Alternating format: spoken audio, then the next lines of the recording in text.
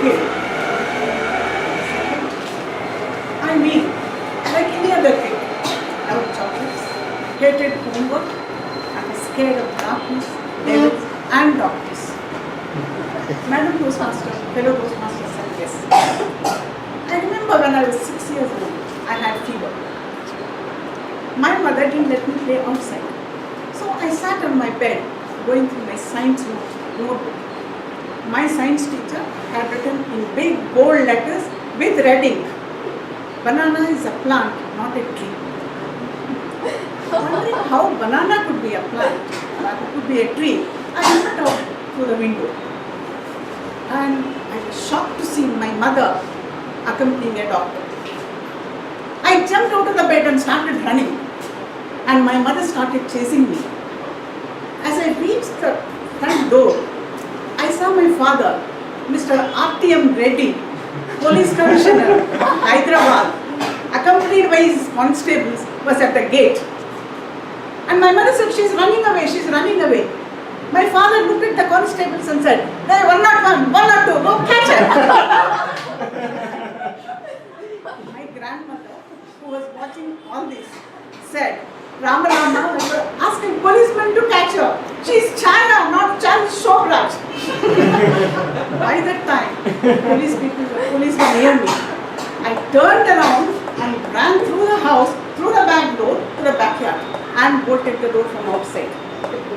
By the time policemen turned around and came to the backyard, I climbed a neem tree and sat on a branch. Both of them came searching. We had so many trees and bushes in our backyard. They started their searches. Behind the bushes, behind the trees. One policeman even looked into the well. Other one went into the toilet.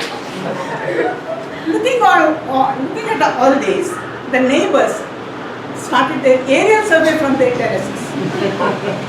My God, it was like an international team searching for a missing Malaysian aircraft. Just then, one policeman said, "I think she's behind the banana tree."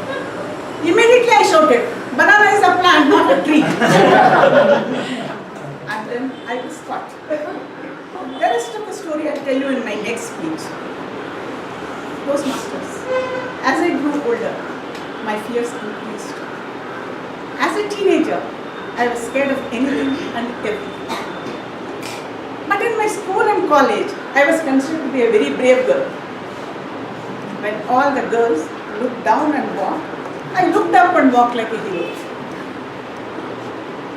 I learned cycling from my constables, and I used to take their cycles and go around. When all the neighbors watched, as a great Indian circus was going there. And I enjoyed flying the kites.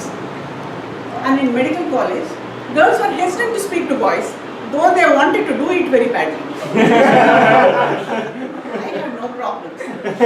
I had so many boys as my friends. When all of them were not sure of their future plans, I talked about going to US to pursue my higher studies, get into research field, publish papers, and attend conferences. Neither I, nor my family members, nor my teachers, nor my friends ever doubted my capability. Once out of the college, I had innumerable opportunities to realize my dreams. I could have been any one of the best universities in the world, but I failed to do it. Why? Because of my fears. Fear of driving, fear of being alone, fear of traveling alone, fear of crowds, fear of unknown people. You name a fear, and then I had it. Within my comfort zone, I could take the toughest decisions, but in the outside world, I felt weak and incapable. I led a very dissatisfied life. Years passed, going with my husband from place to place, practicing pediatrics. It was a routine. There was no excitement. I used to wonder, is there a way out? And waited for an answer. A Zen saying says, when the student is ready, the teacher appears. After many years, the teacher appeared to me in the form of Toastmasters. Toastmasters transformed my life. Within the four walls of this house, I heard many speeches. People talking about their failures, their achievement, their success, their concerns, and their experiences. Listening to them was a great eye-opener for me. It enhanced my understanding of life and people. As I started delivering speeches, my energy levels went up.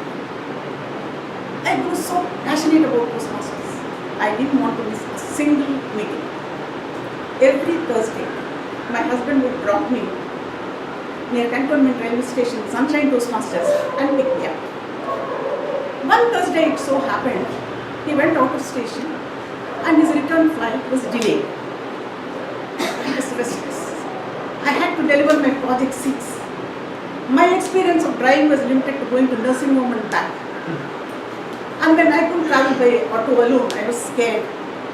I don't know what possessed me that day. I took the car out and drove to the traffic. When I returned, my husband looked at me with disbelief. And that was a moment of liberation for me. After that, my life changed. I started driving all over, did many courses, specialized in adolescent medicine and counseling, conducted so many workshops for corporates, for Rotary clubs, for various other groups, for school children and for adolescents. All these activities boosted my confidence. Toastmasters, as I stand before you today, I do not say that I have overcome all my fears. But I can confidently say I will not let my fears interfere with my decisions.